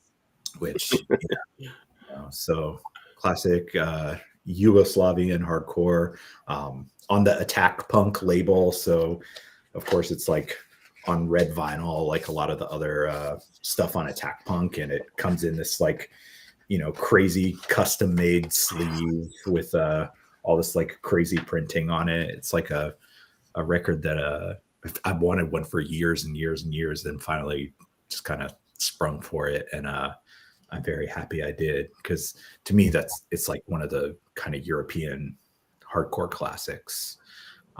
Yeah, great band. Wow. Man, I need a copy of that. Fuck. Everybody needs a copy. It used to drive me nuts because I had this 12-inch that had the songs on it that I listened to all the time, but it like, how many songs are in here? I don't remember, but it was like 3/4 of the record is like at the end of the A side of the LP, and then the last quarters at the beginning of the B side. I'm just like, it's one of those like terribly sequenced compilation LPs that you just like, fuck this, I gotta. That's that famous Yugoslavian one, right? That has UBR on it and Tootsie Babe and. Oh yeah, the compilation. Hardcore Lube. Yes. Yeah, That's it. Yeah. Yeah, I thought about grabbing that one too, but I had enough context. So. Looking at things I was actually listening to. But yeah, I mean, this is just like raw 80s hardcore. So if you don't know that, and you like the 80s European stuff. Yeah, it's a ripper for sure. All right. Dave, what's your next pick? Okay. Yeah. So I don't know about you guys, but there's certain areas of punk and hardcore that, I'm not as familiar with, and one of those happens to be the Chilean scene. So it's kind of cool because just in the last couple of years, like, I've actually made a friend down in that area. He runs a record store down in, I can't remember what the town is. But yeah, it's Discultura. Hell yeah.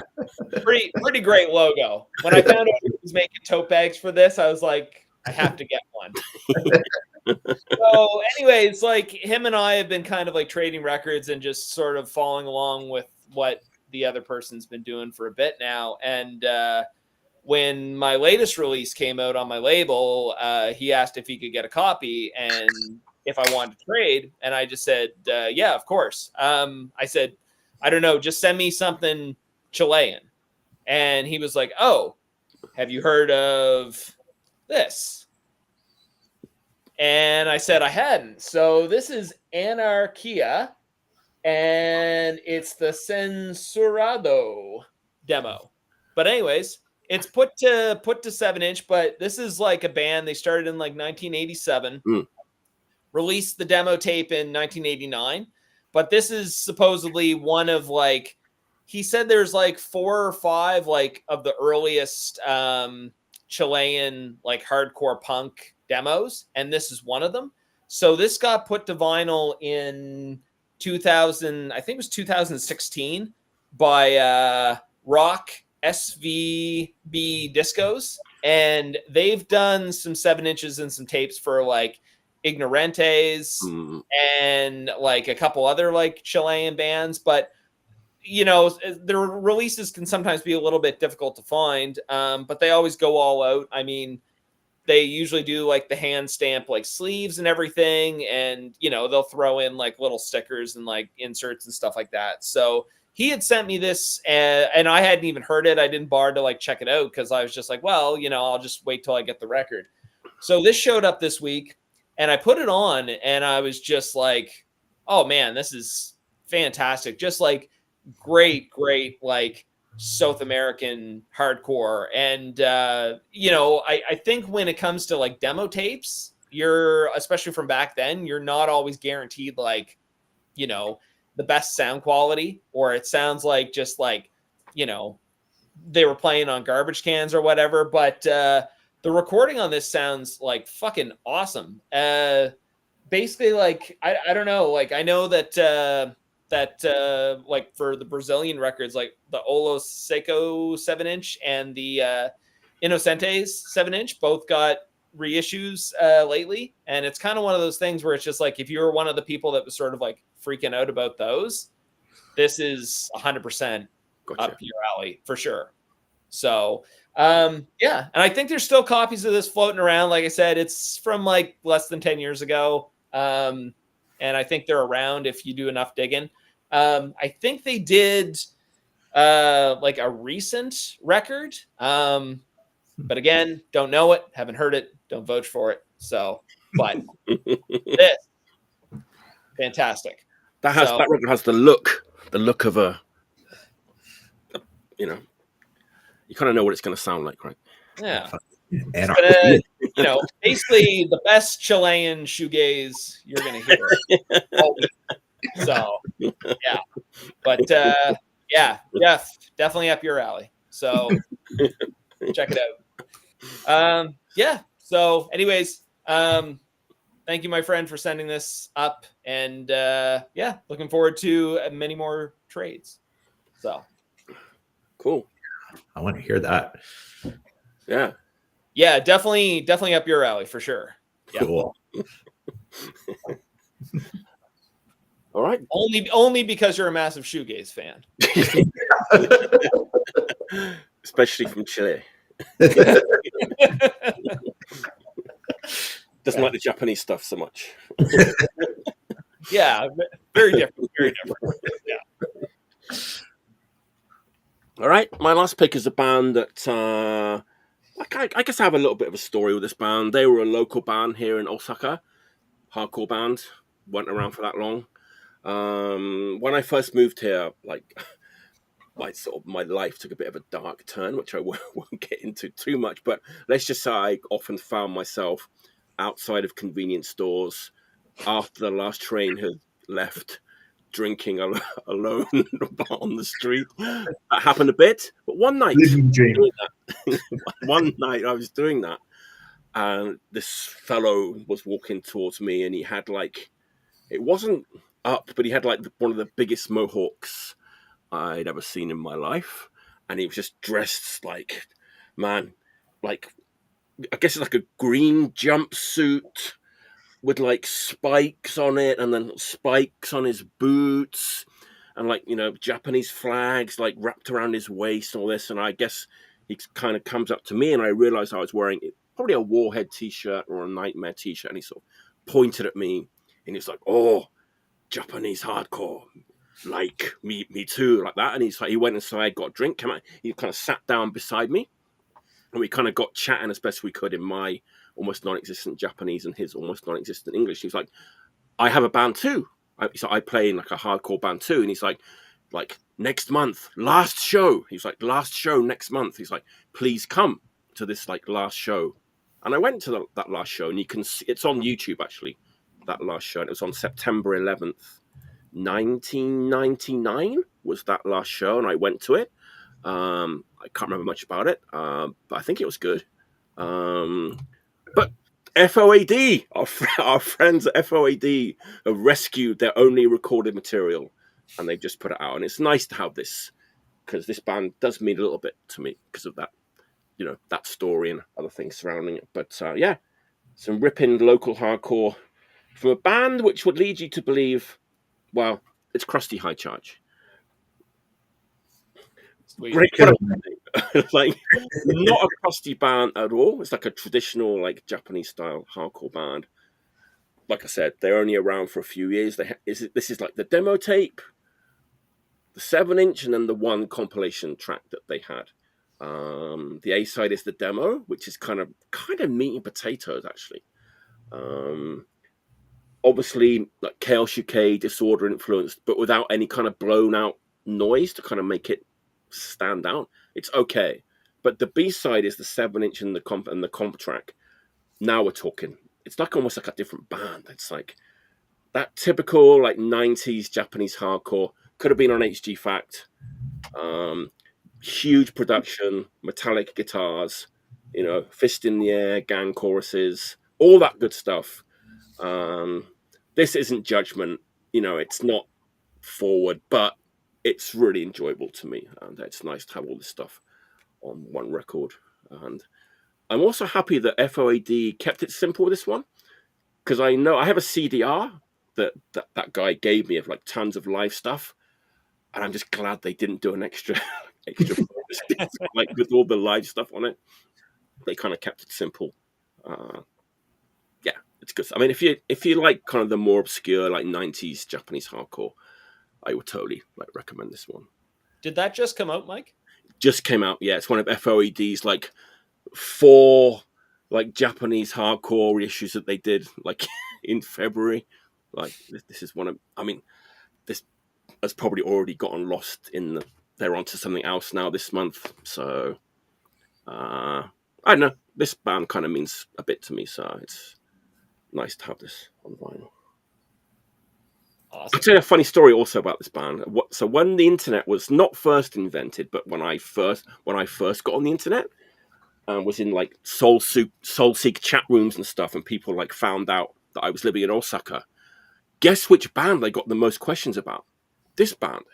And I don't know like why. It was like, oh yeah, we've heard this band is like the most violent like hardcore band from Osaka, and they were telling me all these stories about like them wielding swords and like doing this and doing that and doing. You know, I was like, I know, I just kind of drink with these guys outside the convenience. But they have that image of like the motorcycle gang image, you know. They kind of look like that. I described the guy. Lots of spikes and the Japanese flags and like the chopped bikes, and it's that kind of vibe. Lots of fireworks and stuff at the gig and like all that kind of stuff. So just funny hearing all these rumors on the internet, like back in like 98, 99 from like Americans. It's like, where did you get all this like information from? It's kind of crazy, but yeah, I remember seeing that name around, but I don't think I ever. I mean, you know, they kind of changed their name to SAAG, S-A-A-G, who put out some stuff too. And now they're in a band called Good Morning, who like play like traditional like Japanese hardcore. They're active in Osaka too right now. But yeah, Crusty High Charge. There's so much of this stuff about though. This sort of like, you know, not top tier, but like pretty good like 90s, 2000s Japanese hardcore. But it's kind of hard to keep up with the F.O.A.D releases as well. Especially when you do like 4 Japanese ones in 1 month. For sure.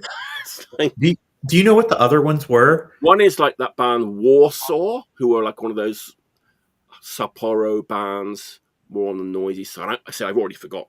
It was only last month.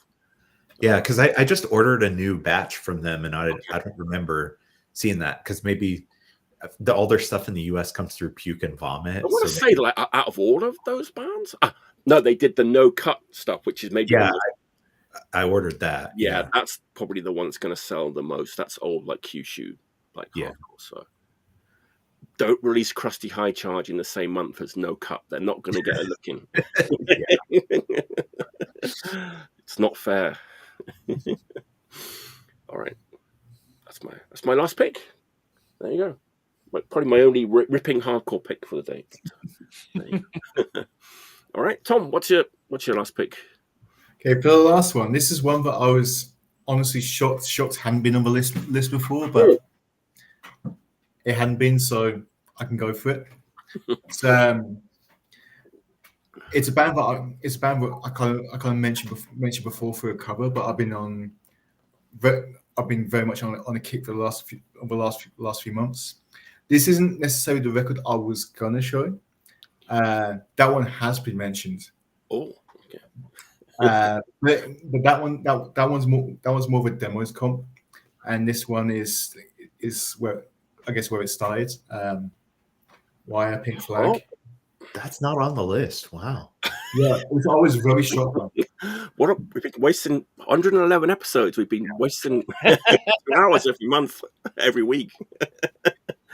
I guess there's a lot of records like this though. That's just like the big ones, you know. Yeah, and I think sometimes like stuff's so canon, it's quite easy. It's quite easy to kind of take it for granted almost. But yeah, what a record! And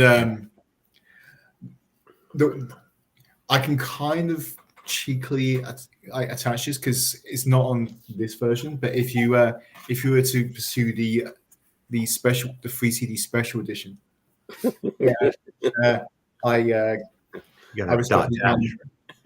respectfully download from SoulSeek recently. Like for this and Chairs Missing, like on the CD versions, there's all the wide demos they recorded, and there's like 5 different demos. I think they were like recorded for the label as opposed to like demo tapes, whatever. Yeah, I actually bought those CDs, and they come in. They're like 7-inch size hardback books that are really thick with illustrations, and those demos are incredible. Yeah. And the demos is kind of. I mean, don't get me wrong. I have been listening to this guy, but the demos have kind of been knocking me for 6 recently, and just some of the songs we just kind of got left on the scrap heap. It's like these could have been like top tier singles if they got released, but they just didn't, or they really evolved from the demo versions to what ended up on like Chairs Missing or 154. Like what can be like a really like technical like version on the demo is like super stripped back and vice versa. Like there's one song called Stalemate, which is as good as Dot Dash or any of those other singles, in my opinion. Wow. But going back to this guy for a minute, I kind of wanted to put it out there, like, for like the three main records. What's everyone's favorites? Well, I might make people a bit annoyed, but they still haven't clicked for me. Wow. Oh, really? Yeah. Like I've only heard and owned the first 2 also. I've not gone beyond that. Yeah. I'm thinking that maybe some of the later stuff might be more up my alley. Like I don't know. To me, Go ahead. I always say that's my favorite record. Like if I had to pick one record out of everything I own, it would be that one. It has everything I want from music on it. It's like it's raging, it's atmospheric, it's just like I feel like it's one of those records I could put it on right now and just stare at the turntable like the whole time. It's hard to believe humans. I think there's something wrong because I've never. It's one of those. I have it. I'm not going to sell it. I'm just waiting, for when it clicks for me because it's really kind of my thing. Really, it's puzzling, but yeah, one day it'll click and then I'll be like, just wasted 35 years. Not liking this record. But, no, maybe like it'll be like a rainy Sunday one day, and you're like, maybe this is the afternoon for it. Yeah. It's definitely my favorite. But one thing that I find is kind of weird. It's the amount of people that I meet that I talk to about Wire that say they love Chairs Missing, but don't listen to or haven't heard 154. That's the one I'm interested in the most, I think. It's kind of shocking because it's just like I kind of get it because like aesthetically, just from like the covers and everything, like Chairs Missing goes very much with Pink Flag, but they're obviously very different records in a lot of ways. But I feel like Chairs Missing has a lot more in common with 154 than it does with Pink Flag. But I mean, I know for a long time there, I didn't venture past that. But once I heard 154 and a bunch of the tracks on that, it was just like, oh yeah, this is like, do I need to go further into the Wire catalog? Because like, if I neglected this one for so long, what else am I missing out on? But sorry. Oh no. Yeah. No, I was gonna say for 154, like it can be one of those records like it's not like an instant. Oh, I love this. Like you kind of have to work with it a little bit. Okay. But Yeah. but I feel like map when it reference. clicks, it really clicks. That's Is map reference. That's on 154 or 154. Yeah. That's pretty easy to love. There's a live record that I see often that had a Japanese pressing, and it's black and white cover. Yeah. Document and Eyewitness. Okay, that's it. Yeah. I'm looking for a copy of that. Yeah, it's kind of a weird record. Okay. It's like I think it was sort of an art project, and it's like it's not what you want. No, if I'm not up with Pink Flag, it's probably not the best. It's not the place to start. Honestly, like if you wanted to continue after 154, rather than going to like the next Wire records didn't come out for several years, but the 2 Colin Newman solo records that came out. 100%. I think it was Matthias Weeks who talked about that, or Jeff Rice. I forget who it was, but they talked about that first Colin Newman record. I think it was. But that song. I know it's the song, but like and Jury on that first Colin Newman record is incredible. Right? Oh yeah, awesome. Yeah. And that was actually supposed to be the 4th Wire LP, from what I've read. Yes. But, they got dropped in the interim, and the band just kind of imploded from there. I think that's the story. But the person who showed it told that story. Yeah. So. Yeah, I want to say. Oh, there's also that Our Swimmer single on Rough Trade, which you don't want to miss. That's I guess it must have been after they were dropped by EMI or whatever. But that's one of their best songs, I think. I always like that they were on Harvest Records. That's nice. Yeah. Yeah. That's so cool. I heard people used to call them Punk Floyd. That's very funny. Yeah, I will say one thing. Sorry. No, you go first. No, I was just gonna say I did have a chance to see them play live in Toronto years and years ago. Oh, yeah. And the one they were great, even though they didn't play a ton of those early songs and everything. But just even the songs that from their later catalog, I was still very much entertained with the way that they kind of performed them and everything. But I just remember the bass player had a really unique way of playing, where it's with the Ramones, they do the all downstrokes. He played his bass, but it was all upstrokes. It was very, very bizarre. And I mean, I'm not a guitar player. I don't do any string instrument jargon or whatever. But my buddy who I was at the show with was like, check that out. And I kind of looked and I noticed, and as soon as he pointed it out, it was all I could do. I just was kind of fixated on that. And it just it always kind of stuck with me. I was just like, man, that was because I'd never seen that before. And I don't think I've seen that since. But very, very unique way of fucking playing. I just was like, yeah. But they were fantastic. This probably would have been 2006, 2007. But yeah, they were killer.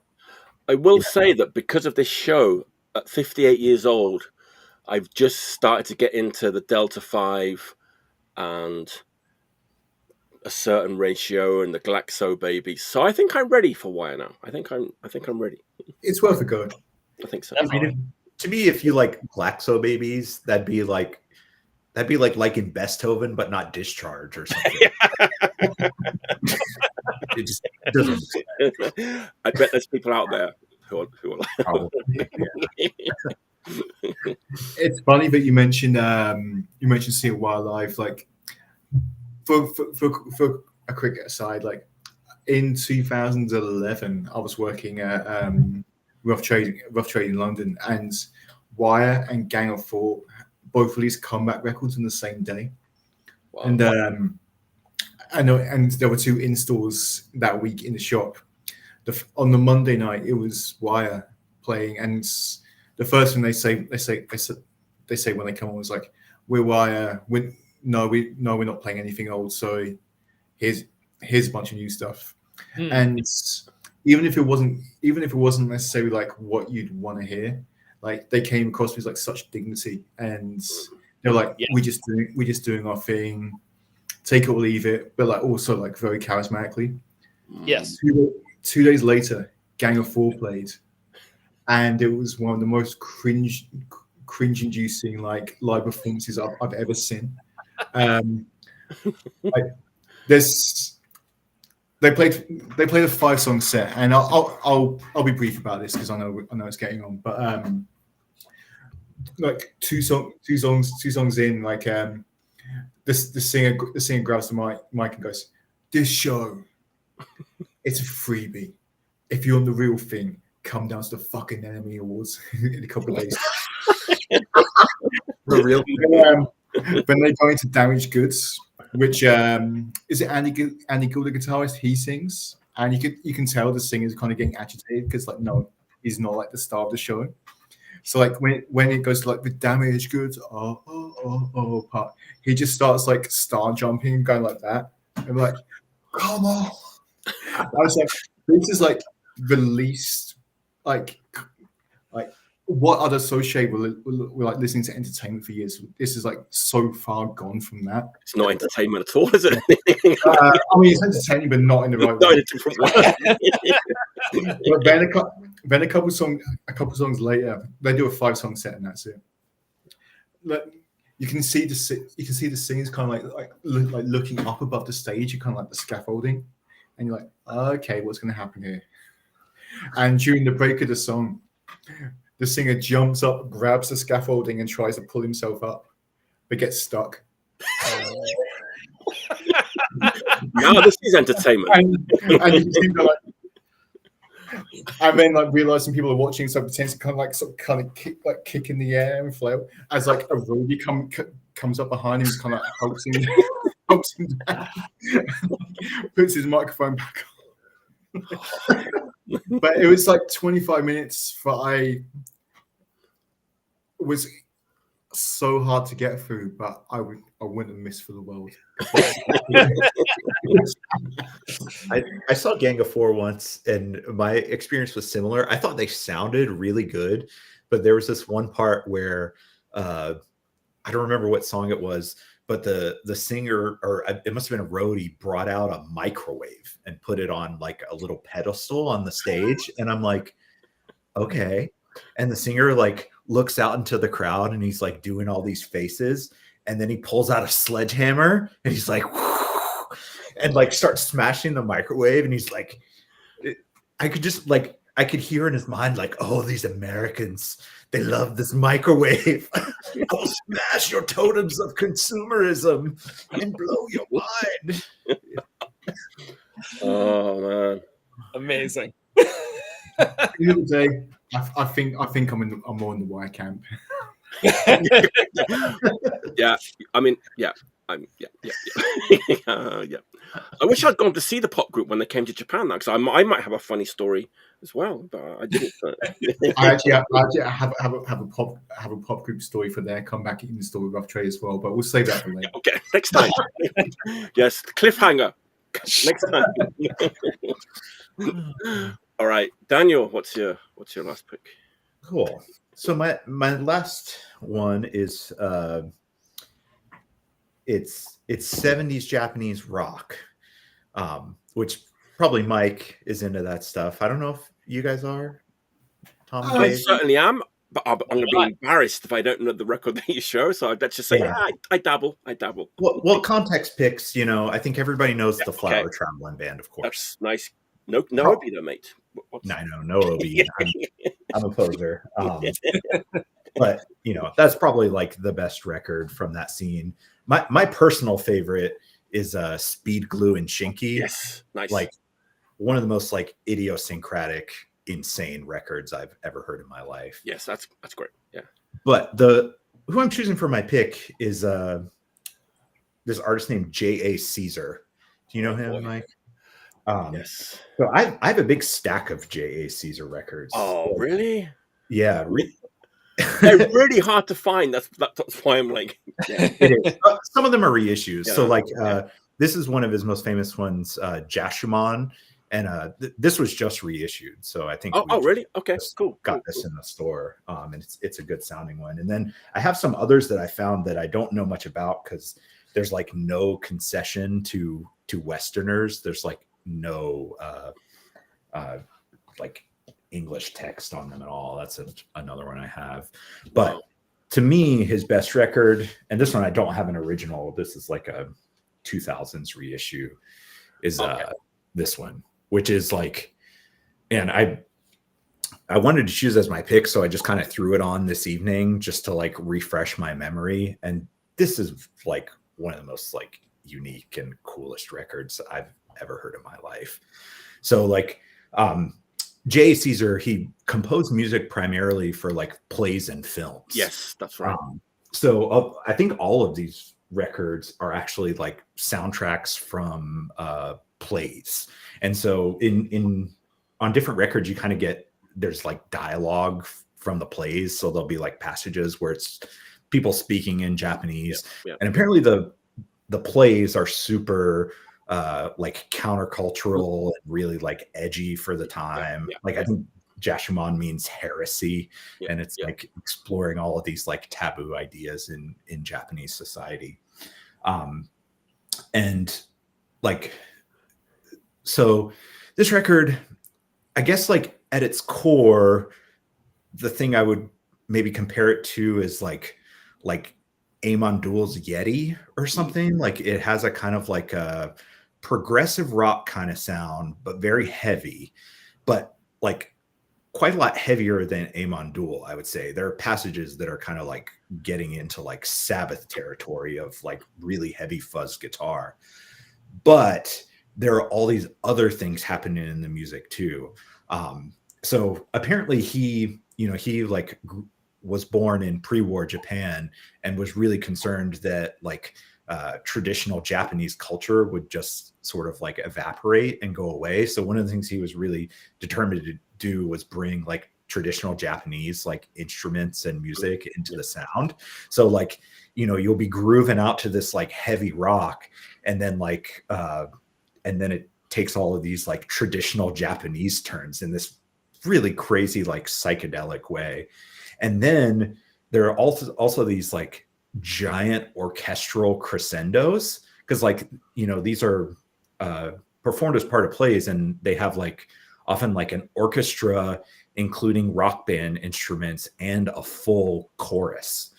So like when all those things sort of like lock together and create these like big crescendos at the climactic moments of the play, it's just like, whoa, it'll like peel your hair back when you're sitting there listening to it. Like this is like music from another planet. Like it really just like takes you somewhere else. I think this is probably like the one that of the ones I have that has the most music on it and the least dialogue. So that kind of makes it the most like listenable out of them. But man, this guy was just like a genius. And I think he eventually moved from plays into films and stuff like that. And I think, is like a known quantity in the world of film music. But man, these records, and this one in particular, is just like, it's one of my favorites. Like I'm not sure what else to say about it. Yeah. I mean, you know more about it than me, I want to say. So it's one of those things that people are surprised that I don't know more about him and don't own any of the records, but I've sort of always found it so overwhelming. There's so many records, and I've never known where to start. Yeah, really. And I've heard that like he has a lot of music that were just on tape, on cassette tape. Yeah. So when you want to see the play, you'll get the cassette tape and stuff. So there's all that stuff too. Some of my favorite stuff is I've seen on YouTube where it has like old footage of like 1970s Japan. And I forget which one it is, but that one is so menacing and so heavy. And it might be that one with some sort of footage put to it. I'm not sure, but it is more on the sort of Sabbath side. It's probably the heaviest one that I've heard from him. Yeah, it could be that one that you're talking about, but yeah, I'll have to check that out. I've never seen anything with like there's visual a bunch of footage. Yeah, there's visuals and stuff, and I used to post it a lot on Facebook. Like, check this out, it's wild. Wow. But a lot of people come to Japan and they're always like, "Oh, where can I find?" And then people, and James actually found a few originals when he was here, I think. James Cathcart, but you sometimes see them for like $300, $400, $500 on the wall. But it's like, I don't even know what this particular one like sounds like, and I'm not gonna. It's just such a big like it's a lot to sort of tackle. You know what I mean? Yeah, I've just been kind of taking it as it comes. Like I think I've collected these over the course of like, certainly more than 5 years, maybe like closer to 10 now. So like maybe every few years I get one and I'm like, oh, what is this one? Like I just kind of added them all to my want list on Discogs, because most of them I wouldn't even know them. I think if I saw them in a bin or whatever, because they're actually, so it's kind of connected with him, but like going back about 5 or 6 years, there's a little area in Osaka called it's like Nishinari, and there's another area, a small part of that area, which that would be the kind of area where he would have done his plays like back in the 70s. And I met a small group of younger people who wanted to recreate that kind of thing in the modern age, and they do these festivals and stuff every year. And I kind of got friendly with them, and I ended up doing like a monthly event called the Night of 1,000 Eyes, and all of this stuff was sort of based on what he used to do in the 70s. So I would invite like avant-garde musicians and jazz musicians. It was all acoustic and stuff, and we did it in this tiny little dive bar, like right in this area in Osaka. So it was all about like going back to like what he did in the 70s kind of thing. Yeah, and he was like, from what I understand, sort of like had a like crass type thing going on where he like lived outside society. Like I think he was from Kyushu, and he just like, when he was a teenager, he just like set off with like not even a pair of shoes or anything, and made his way to Tokyo over the next 2 years or something, just like eating, like begging for food and stuff like that.